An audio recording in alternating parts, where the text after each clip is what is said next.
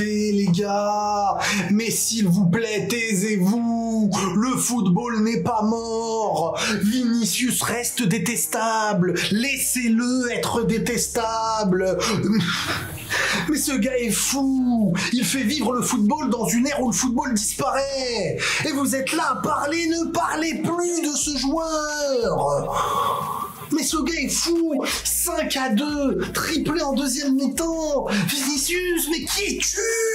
Qui es-tu? Tais-toi. Les gars, asseyez-vous.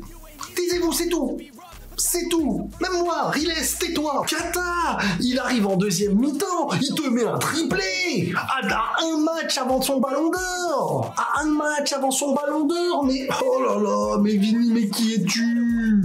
Mais comment pouvez-vous essayer de parler dans vos claviers sur ce gars qui est fou? Et jusqu'au bout, et quand t'as des garçons comme ça capables de faire la différence seul, il est parti de ses 30 mètres sur un de ses buts. Je veux dire, à l'arrivée, chapeau monsieur, parce que voilà, ces joueurs-là, ben, c'est, je crois que quand on aime le football, et je crois que tous les jeunes qui sont derrière, ils sont d'accord avec moi, pas que les jeunes, mais ils nous donnent envie de jouer au football. Ils nous donnent envie de regarder le football et d'aimer le football. Voilà, c'est grâce à ça qu'on...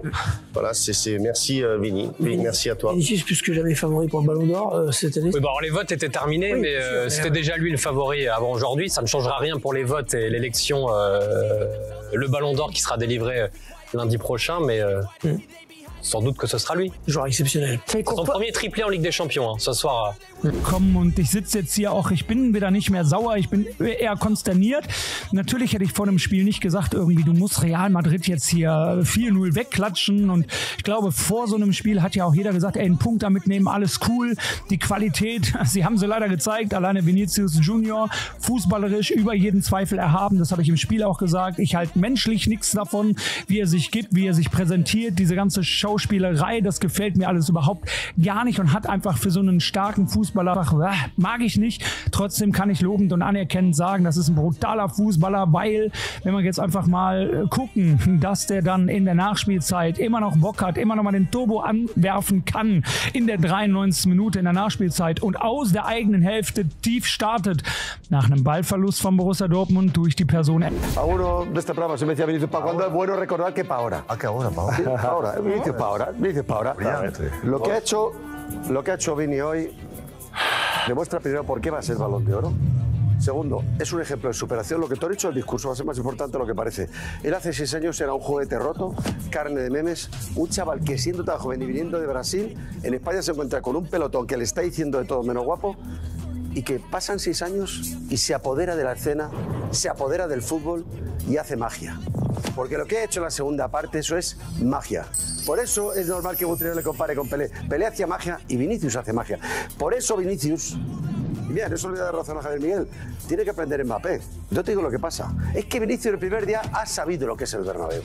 Y es llegar y decir, yo aquí me la juego. Y voy otra vez. Y me la quitan, pues insisto. Y la tiro al córner, pues insisto.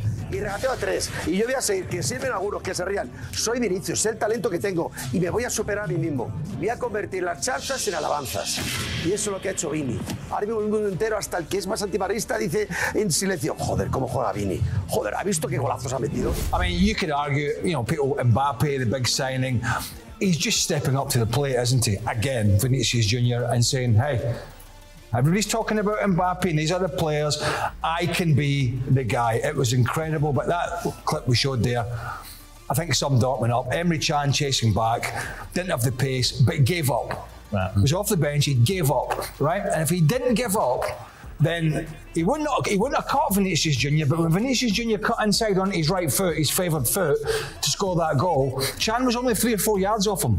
So he couldn't even be bothered to try and get back in. That's how embarrassing the second half was. Dortmund were terrific for 45 minutes and they just were terrible in the second. But the football Real Madrid played, the control, the side-to-side passing, the really stretching Borussia Dortmund, crosses into the box, absolutely sensational.